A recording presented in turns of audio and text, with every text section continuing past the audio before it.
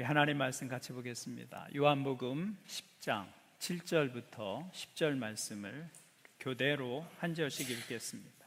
요한복음 10장 7절부터 10절 말씀입니다. 교대로 읽습니다. 그러므로 예수께서 다시 이르시되 내가 진실로 진실로 너희에게 말하노니 나는 양의 문이라.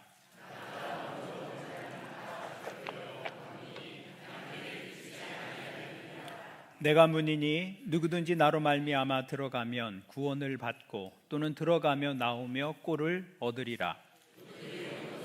도둑질하고 죽이고 멸망시키려는 것뿐이요 내가 온 것은 양으로 생명을 얻게 하고 더 풍성히 얻게 하려는 것이라. 아멘. 오늘 예배 오신 여러분들을 다시 한번 환영합니다. 옆에 분들과 인사하겠습니다. 하늘 복 많이 누리십시오.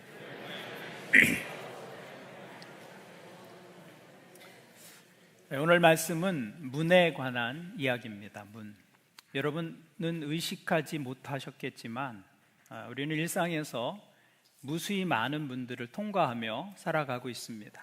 오늘 예배당에 오시기까지도 여러분은 여러 개의 문을 통과하셨을 것입니다. 안방문을 열고 나와서 현관문을 열고 아파트 문을 나오셨을 거고요. 자동차 문을 열고 들어가셨다가 또 자동차 문을 열고 나오셨을 것입니다. 또 예배당에 들어오시기 전에 예배당 문을 열고 여러분은 이 자리에 앉아 계십니다. 이렇게 우리의 삶의 문은 필수적인 통로입니다. 그 문의 역할이 무엇입니까? 그 문의 큰 역할 두 가지가 있다면, 하나는 우리가 어딘가를 출입하는 통로의 역할을 하는 것이죠. 통로의 역할. 또 하나는 문은 안전과 보호를 제공합니다. 그래서 자기 전에 문 단속을 하게 되고, 아이들만 두고 집을 나갈 때는 인터폰에서 누가 벨 울린다고 함부로 문 열어주지 마라, 그렇게 당부하고 집을 나가게 되죠. 그래서 문은 안전과 보호를 의미하는 것입니다. 오늘 말씀에서 예수님은 당신 자신을 가리켜서 나는 양의 문이다 이렇게 말씀하셨습니다. 7절을 보십시오. 그러므로 예수께서 다시 이르시되 내가 진실로 진실로 너희에게 말하노니 나는 양의 문이라. 예수님이 문이다. 어떻게 사람이 문이 될 수 있을까요? 이것은 이스라엘 목자들의 양을 지키는 독특한 행동 때문에 붙여진 별명입니다. 이스라엘의 목자들은 양떼들을 이끌고 초지를 찾아다닙니다. 밤이 되면 동굴이나 돌로 쌓은 우리 안으로 양들을 들여보내고, 그리고 밤새워 그들을 지키죠. 야외의 우리에는 문이 없습니다. 그래서 목자는 동굴의 입구나 돌로 쌓은 우리의 그 통로에 가로질러서 자기가 눕습니다. 그리고 거기에서 잠을 자면서 밤새 지내는 것이죠. 그렇게 해서 목자가 스스로 문이 되는 것입니다. 누워있는 그 목자를 넘어가지 않고는 우리에 있는 양이 바깥으로 나갈 수도 없고, 바깥에 있는 포식자들이 우리 안으로 들어올 수도 없는 것이죠. 그래서 목자가 곧 문이 되는 것입니다. 그런 배경에서 예수님께서 나는 양의 문이다 라고 말씀하신 것입니다. 그러면 예수님께서 나는 양의 문이다 라고 말씀하신 것이 오늘 우리에게는 어떤 의미가 있느냐라는 것입니다. 그것을 주님께서는 9절에서 이렇게 말씀하셨습니다. 내가 문이니 누구든지 나로 말미암아 들어가면 구원을 받고 또는 들어가며 나오며 꼴을 얻으리라. 주님 안에 구원이 있고 풍성한 삶이 있다는 말씀입니다. 여기서 중요한 것은 양들은 목자를 통해서만 우리에 출입할 수 있다는 것입니다. 그 문을 통하지 않고는 어떤 양도 그 우리 안으로 들어가서 안전함과 보호함을 얻을 수 없는 것이죠. 그러니까 예수님은 우리에게 구원을 얻게 하시는 유일한 문이 되신다라는 말씀이 나는 양의 문이다라는 말씀입니다. 예수님께서 구원을 얻는 문이라고 하니까 문이 어떻게 구원을 얻는 것과 연결이 되는가 실감이 되지 않으실 것입니다. 그런데 이 그림을 보시면 도움이 되실 수도 있을 것입니다. 사진을 한 장 준비했는데요. 탈북한 가족이 대사관 문을 향해 필사적으로 돌진하는 사진입니다. 이 사람들에게 저 문은 문자 그대로 구원입니다. 이 사람들에게 저 문은 자유이고 생명인 것이죠. 이 문으로 들어가는 사람은 누구든지 자유를 얻게 될 것입니다. 예수님께서 말씀하신 것이 바로 이것이죠. 9절 말씀을 다시 보시면 내가 문이니 누구든지 나로 말미암아 들어가면 구원을 받고 또는 들어가며 나오며 꼴을 얻으리라.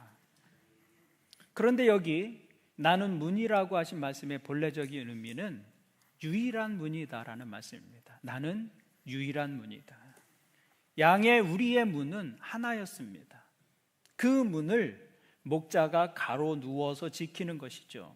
그것이 의미하는 것은 구원의 문은 하나다라고 말씀하고 있는 것입니다. 그리고 이것이 성경이 말씀하고 있는 한결같은 진리입니다. 성경은 이 부분에 대해서 아주 분명하고 명확하고 거듭해서 말씀하고 있습니다. 노아의 홍수 때 하나님께서는 세상을 구원하는 방편으로 방주를 지으라고 하셨습니다. 그 방주의 문은 하나였습니다. 구원에 이르는 문은 하나다라고 말씀하고 있는 것이죠.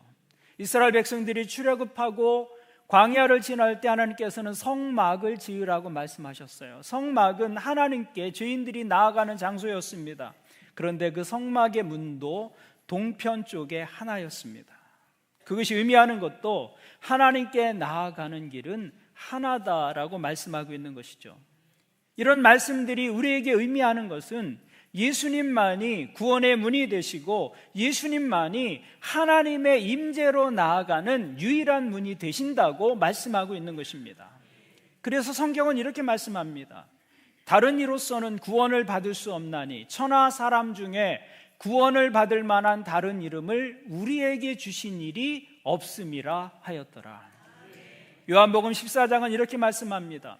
예수께서 이르시되 내가 곧 길이요 진리요 생명이니 나로 말미암지 않고는 아버지께로 올 자가 없느니라.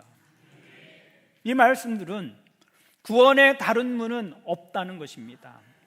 그것이 오늘 말씀에 나는 그 문이다라고 말씀하신 그 말씀의 의미입니다. 하나님 나라 안으로 들어오는 문은 오직 하나 예수 그리스도뿐이라는 말씀입니다. 그런데 사람들은 이 말씀에 갈등을 느낍니다. 사람들은 이 복음의 유일성, 이 구원의 유일성에 대해서 말하면서 그것은 기독교의 독선이라고 말합니다.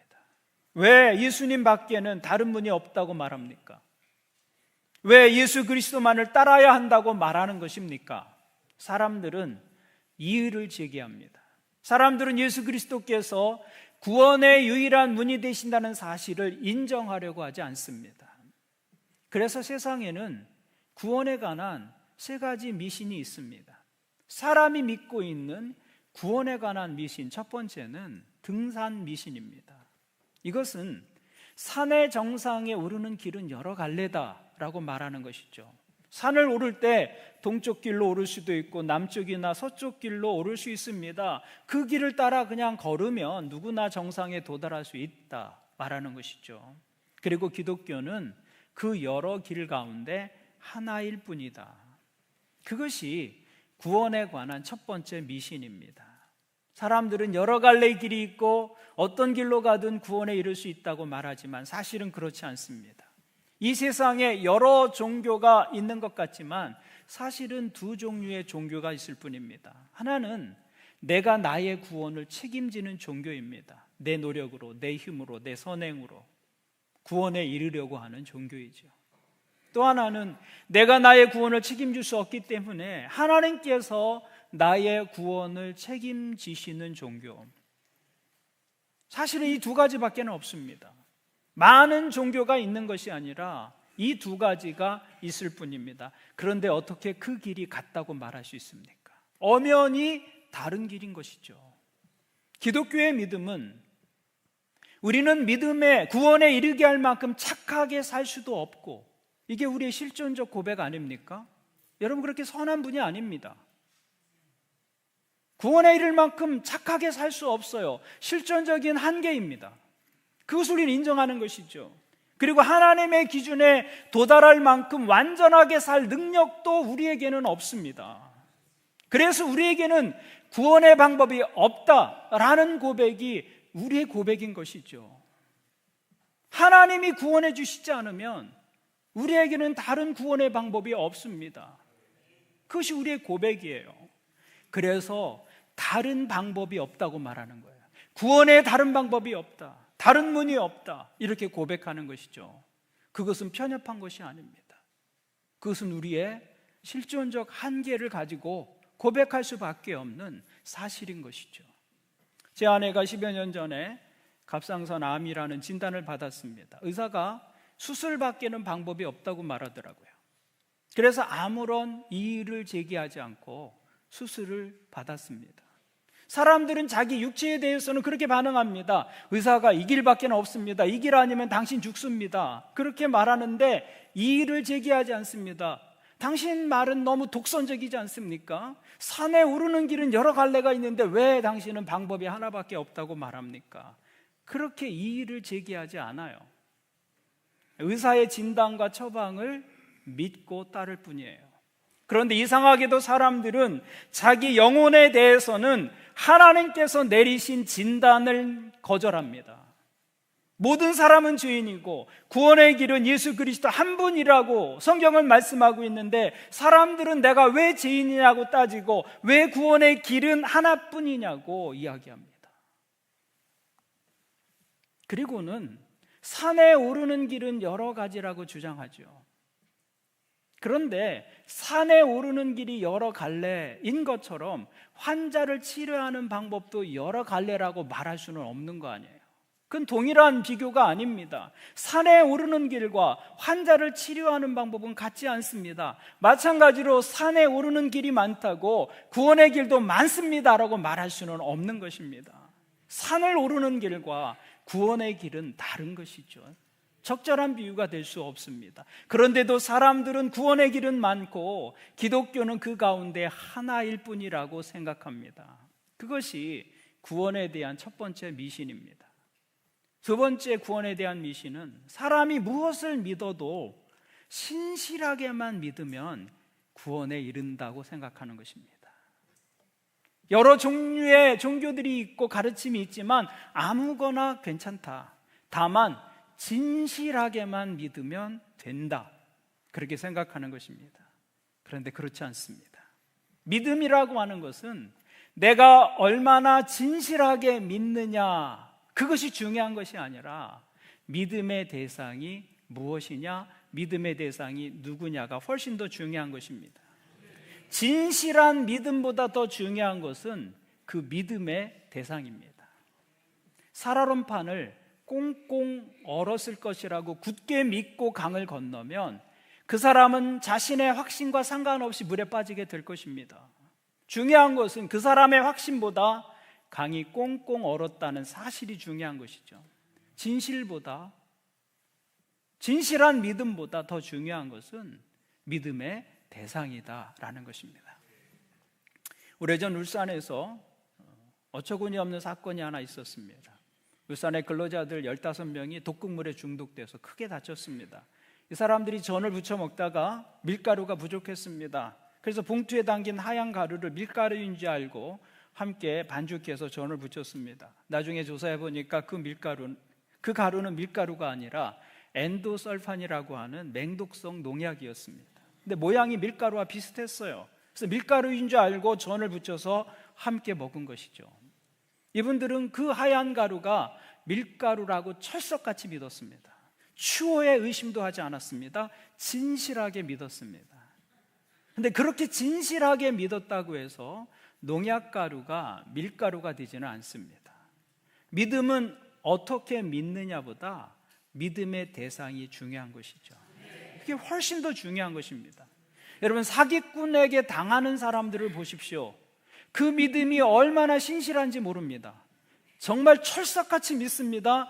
조금 더 의심하지 않습니다. 다른 사람들이 아무래도 이상해, 뭔가 이상해, 좀 알아봐. 그래도 그럴 리가 없다고 아주 신실하고 충성되게 믿습니다. 그런데 여러분, 사기꾼을 진실하게 믿으면 어떻게 됩니까? 알거지가 됩니다. 돌팔이 의사를 신실하게 믿으면 평생 장애를 안고 살아갈 수도 있습니다. 나쁜 인간을 진실하게 믿으면 여러분의 인생이 망가질 뿐입니다. 그러니까 그 사람의 믿음이 어떤 진실한 믿음이냐라는 것보다 훨씬 더 중요한 것은 무엇을 믿느냐가 훨씬 더 중요한 것이죠. 아무거나 진실하게 믿으면 된다고요? 그렇지 않습니다. 그것이 구원에 대한 두 번째 미신인 것이죠.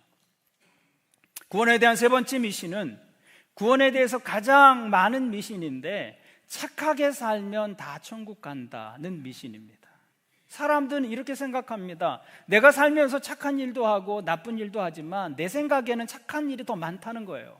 착한 일 한 70개 했고 나쁜 일 한 30개 했으면 70 빼기 30은 40이잖아요. 40개의 선함이 남습니다. 그래서 내 인생의 시소가 선함 쪽으로 기운다는 거예요. 악함이 아니라 난 선한 것을 더 많이 했기 때문에 내 인생의 무게는 선함 쪽으로 기운다. 그 시소의 무게 때문에 나는 천국에 갈 것이라고 생각하는 것이죠. 그런데 그것 역시 미신입니다.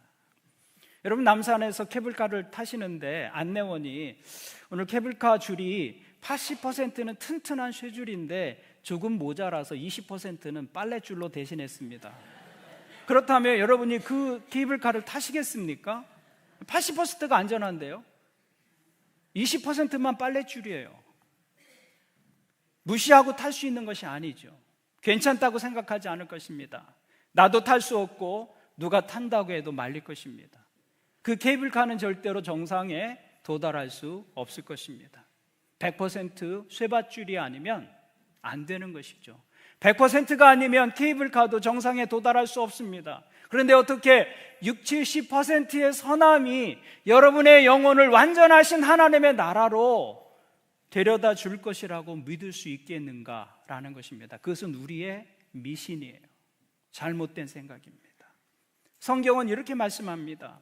그러므로 하늘에 계신 너희 아버지의 온전하신 것 같이 너희도 온전하라. 하나님의 기준은 온전함이에요. 퍼펙트예요. 100%라고 말씀합니다. 우리의 행위로 하나님 나라에 가려면 한 점의 오점도 없으면 된다고 말씀합니다. 60, 70%의 선함이 아니라는 거예요. 그런데도 사람들은 이렇게 생각하는 것이죠. 모든 종교는 같다. 정상으로 인도하는 길은 여러 갈래다. 어떤 믿음이든 하나 선택해서 진실하게 믿고 착하게 살면 구원받는다. 구원에 관한 대표적인 미신입니다. 그래서 주님은 구원에 대해서 분명하게 말씀해 주셨습니다. 9절 말씀을 보시면 내가 문이니 누구든지 나로 말미암아 들어가면 구원을 받고 또는 들어가며 나오며 꼴을 얻으리라. 아무 길이나 다 구원에 이르는 길이라면 주님께서 이 땅에 오실 이유가 없었을 것입니다. 그냥 가까이에 있는 문 아무거나 하나 열고 들어가서 구원받으라 이렇게 말씀하시면 되었습니다. 많은 문들이 있는데 굳이 주님께서 오셔서 또 하나의 문을 보태실 이유가 없었던 것이죠. 그런데 주님께서 이 땅에 오신 이유는 주님만이 구원의 문이 되시기 때문입니다. 이 세상엔 그것이 아니면 안 되는 것들이 있습니다. 인생에서 중요한 것일수록 그것이 아니면 안 되는 것이죠. 다른 것들은 이것 아니면 저것도 괜찮습니다. 삼성 TV도 괜찮고 LG TV도 괜찮습니다. 현대차도 탈 수 있고 기아차도 탈 수 있고 아이폰을 쓸 수도 있고 갤럭시를 쓸 수도 있어요. 이것만 옳고 다른 것은 안 돼. 이런 것들은 그런 것이 아니죠. 이것도 괜찮고 저것도 괜찮습니다. 그런데 그것 아니면 안 되는 것들이 우리 삶에 있죠. 결혼은 아무나와 할 수는 없는 거잖아요.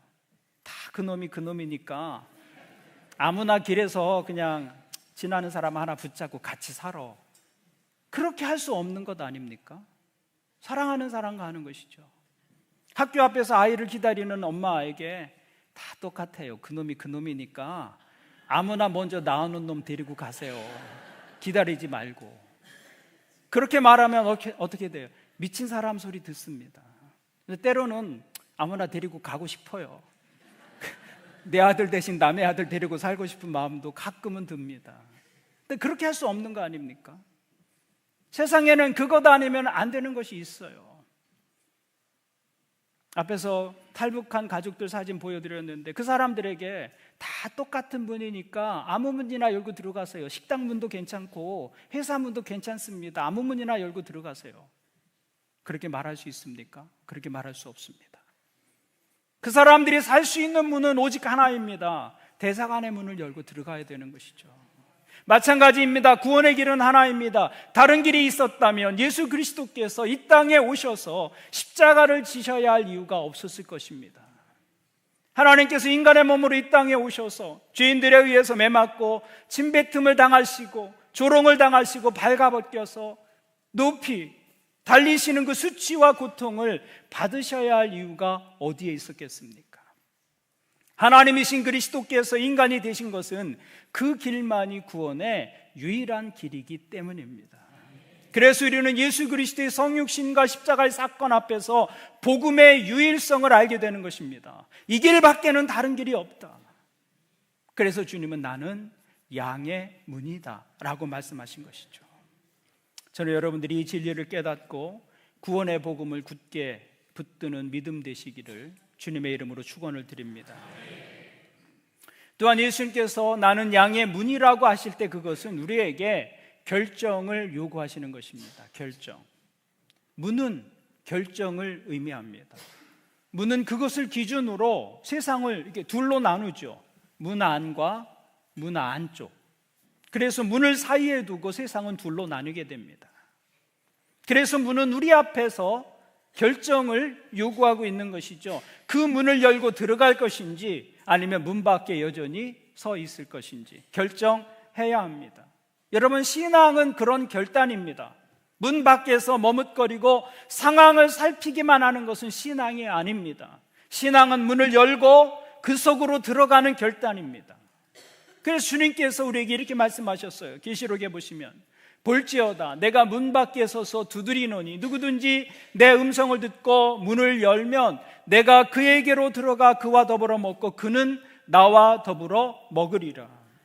신앙은 그 문을 열고 들어가는 결심입니다. 하나님 안으로 들어가는 것이죠.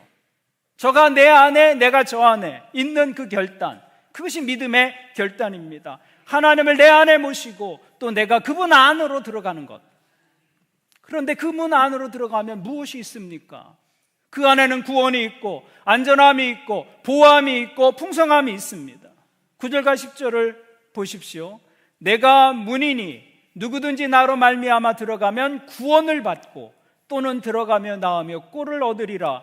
도둑이 오는 것은 도둑질하고 죽이고 멸망시키려는 것뿐이요 내가 온 것은 양으로 생명을 얻게 하고 더 풍성히 얻게 하려는 것이라. 양 우리 안에 무엇이 있습니까? 풍성한 삶이 있고 안전함이 있고 보호함이 있다는 거예요. 문을 하나 사이로 문 안과 문 밖에 이런 엄청난 차이가 있는 것입니다. 문 하나가 정말 그렇게 큰 차이를 만들어낼까요? 이어진 사진을 한번 보겠습니다. 이것은 앞에 사진과 연결된 사진이에요. 엄마와 아이가 대사관 문에 진입하려다가 엄마는 공안의 손에 붙잡혀서 저지를 당하고 아이는 아빠와 함께 문 안에 먼저 들어가게 되었습니다. 근데 저 문을 사이로 엄청난 삶의 차이가 생겨나는 것이죠. 문 안에 있는 사람과 문 밖에 있는 사람은 겨우 문 하나를 사이에 두고 있지만 이 두 사람의 삶에는 이제 엄청난 차이가 생겨나게 되는 것입니다. 문 안에는 자유가 있습니다. 문 안에는 안전이 있습니다. 문 안에는 미래가 있어요. 자유를 향해 목숨을 걸고 탈출한 저 사람들에게 저 문은 생명의 문이 되는 것이죠. 현재의 삶과 미래의 삶이 저 문으로 인해서 완전히 달라지게 되는 것입니다. 그것이 문이에요. 그것이. 그러므로 여러분은 그 문 안으로 들어오셔야 합니다. 구원의 문이신 예수님 앞에 모든 인간은 다 서 있는 것이죠. 그리고 우리는 결정해야 합니다. 아무 결정도 하지 않겠다라는 것은 구원의 문 바깥에 서 있겠다는 결정이 되는 것입니다. 그것은 내 죄에 대해서 내가 책임지고 그 형벌을 영혼 속에서 내가 감당하고 벌받겠다는 결정입니다. 그것과 다르지 않아요. 문은 하나입니다. 그런데 그 문을 사이에 두고 문 안에 있든지 문 바깥에 있든지 우리는 결정해야 하는 것이죠. 그리고 그 결정을 통해서 우리의 영혼이 달라지게 되는 것입니다. 여러분은 지금 문 안에 계십니까? 문 바깥에 계십니까? 여러분이 지금 그 문 바깥에 계시다면 안으로 들어오십시오. 그 안에 생명이 있고 그 안에 안전함이 있고 그 안에 풍성함이 있습니다. 그 문을 열고 들어오시기를 바랍니다. 예수님을 내 인생의 목자와 주인으로 모셔드리는 것입니다. 성경은 그것을 믿음이라고 말씀합니다. 오늘 예배하는 여러분 모두 구원의 문이신 예수 그리스도를 통해서 영생의 삶으로 들어가시는 축복이 있기를 주님의 이름으로 축원을 드립니다. 그리고 여러분이 이미 그 문 안으로 들어오신 분들이라면 여러분들에게 말씀을 드립니다. 그 안에서 풍성한 삶을 누리시기를 바랍니다. 예수님께서 이렇게 말씀하셨습니다. 내가 온 것은 양으로 생명을 얻게 하고 더 풍성히 얻게 하려는 것이라. 예수님 안에 생명이 있고 더 풍성한 삶이 있다고 말씀합니다.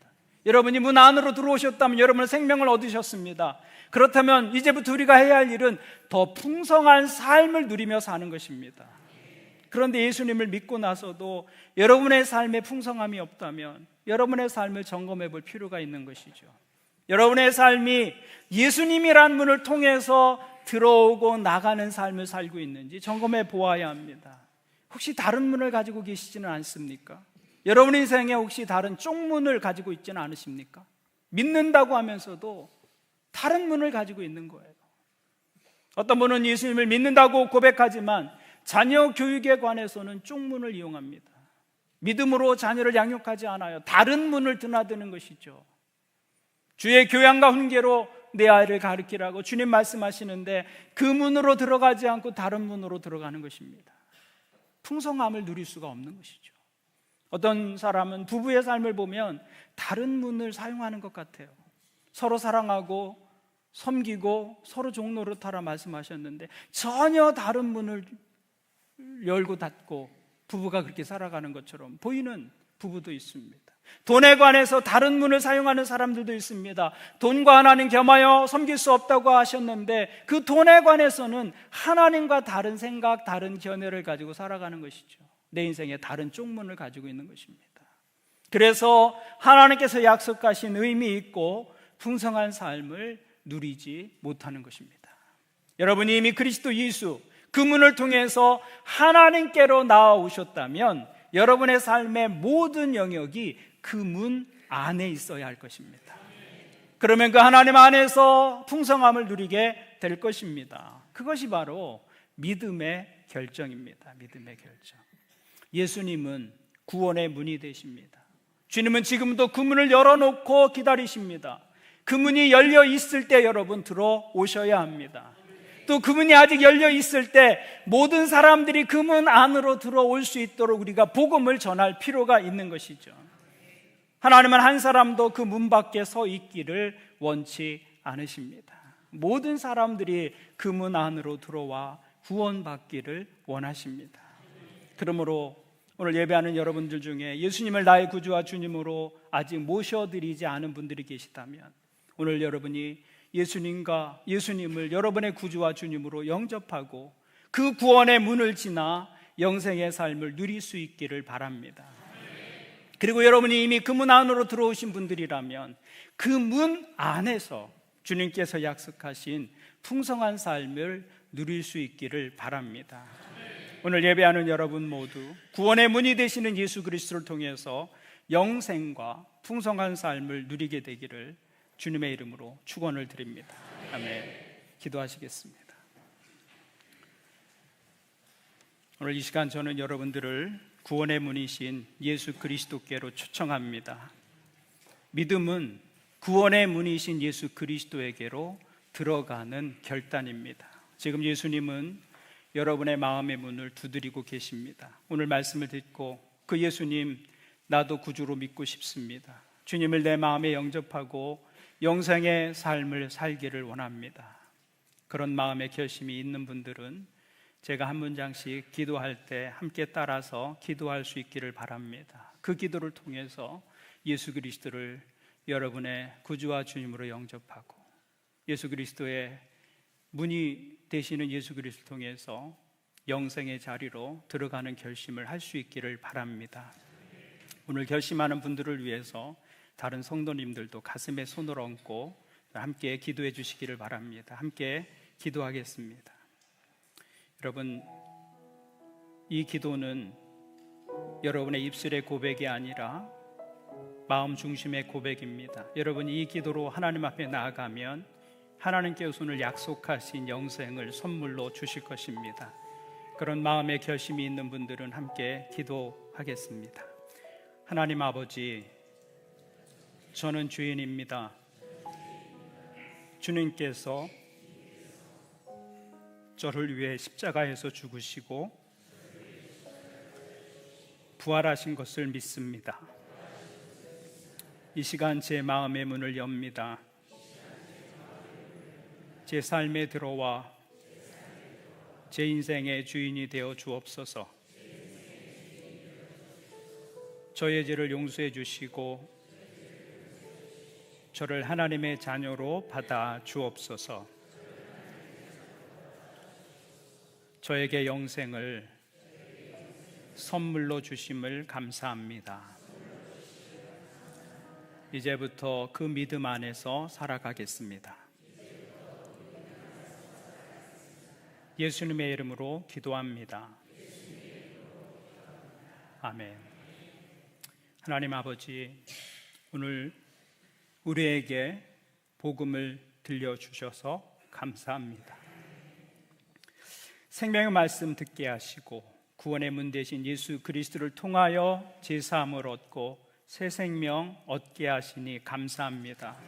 오늘 믿음으로 예수 그리스도를 자신의 구주와 주님으로 영접한 지체들을 축복합니다. 이제 하나님께서 저들의 아버지가 되셔서 저들의 삶을 이제부터 영원까지 인도하여 주옵소서. 동이 서에서 먼 것처럼 우리의 죄악을 멀리 옮기시고 모든 죄책과 양심의 무게로부터 자유함을 허락해 주시고 하나님께서 주시는 영생의 축복 누리며 살게 도와 주옵소서. 세상은 구원의 여러 길이 있다고 우리를 미혹하고 속이지만 나로 말미암지 않고는 아버지께로 올 자가 없느리라 하신 주님의 말씀을 굳게 믿는 믿음 되게 도와 주옵소서. 그 믿음 안에서 세상이 줄 수 없는 평안과 안전을 누리는 복된 삶 살아가게 도와 주옵소서. 혹 우리 생각과 욕심 때문에 삶의 다른 분들을 의지하며 살아가는 부분이 있다면 이 시간 돌이키게 하시고 우리의 삶의 모든 영역이 예수 그리스도 안에 거하는 삶 되게 도와 주옵소서. 우리에게 구원을 주신 하나님께 감사를 드리며 예수님의 이름으로 기도합니다. 아멘.